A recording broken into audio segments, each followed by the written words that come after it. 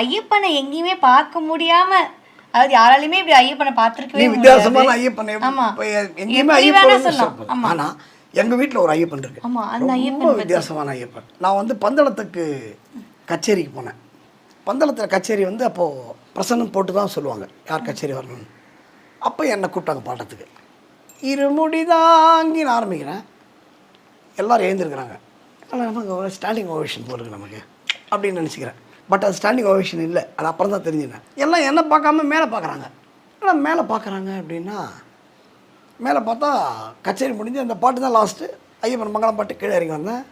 அந்த மகாராணி வந்து நமஸ்காரம் பண்ண வந்தாங்க. நான் சொன்னேன், உங்களுக்கும் ஐயப்ப சாமி இதோட எனக்கு பிடிக்கும் பெரிய பாவம் என்றால் கிடையாது. லைக் நீங்கள் ஐயப்பனோட செய்துவிட்டு அம்மா, சுவாமியே நீங்கள் பண்ணக்கூடாதுமா சரணம் ஐயப்பா என்று கமெண்ட் சொல்லிட்டு செய்யவும். இல்லை நாங்கள் இன்றைக்கி ஐயப்பனை நேராக பார்த்தோம்.